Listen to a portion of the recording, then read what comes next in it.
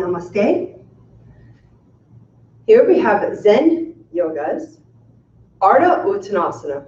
This is part-way lift. So you'll see this pretty often through sun salutations, Surya Namaskar, and almost any yoga practice.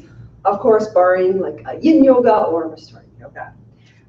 So let's begin. Feet should be straight. So we're always going to come back to that foundation. Feet are straight. Second toe lines up the knees, the front of the hips. Okay. Weights in the heels, pads of the foot, toes are spread. Right foot, left foot balance, inner foot, outer foot. So we're always looking for that balance in front and back. Knees are bent. This pushes the thighs back a little, but without collapse. So the thighs kind of come back, and the energy or the movement rolls back and in. This will place the femur in the back of the hip socket.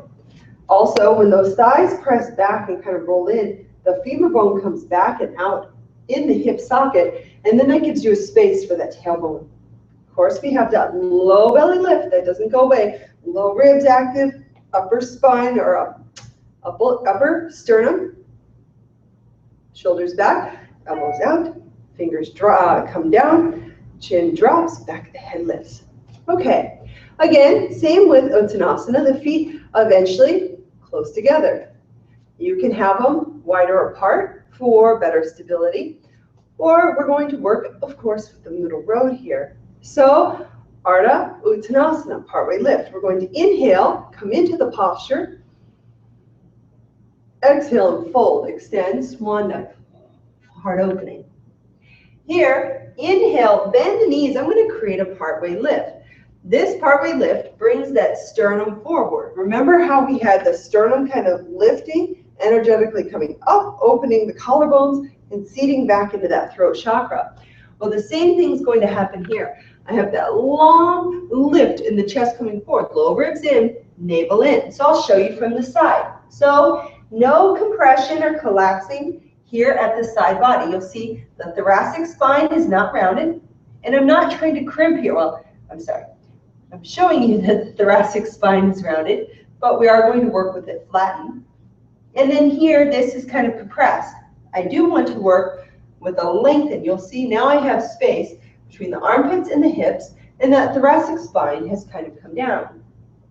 Ideally, fingertips on the floor create your partway lift. Now you will see the knees stay bent. You will see sometimes that the hands go on the shins. Now this is okay as long as you're not using the weight, pushing back on those shins to lift up, because that's going to push through the back of the knees. And we want to be really mindful of knees. So I'm going to keep a micro bend in knees.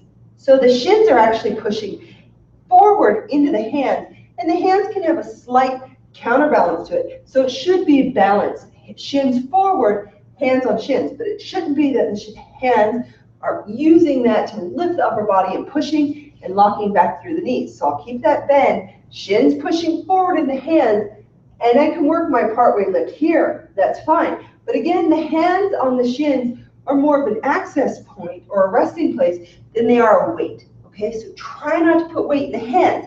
We want to use our core. There's a strong lift in the low belly, weight centered. Okay, so I am trying to keep this weight here, or I'm sorry, lift here in the belly, and the extension of the heart, shoulders open, scapula on the back. Now you'll see there's like a weightlessness to the hands.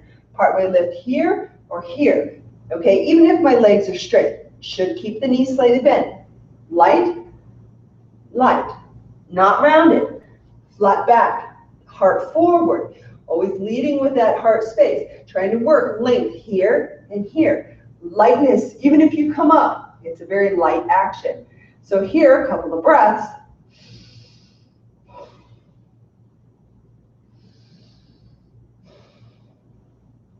You can also use blocks under the hands if that helps.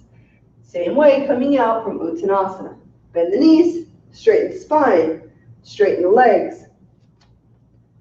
Close to Samastitihi.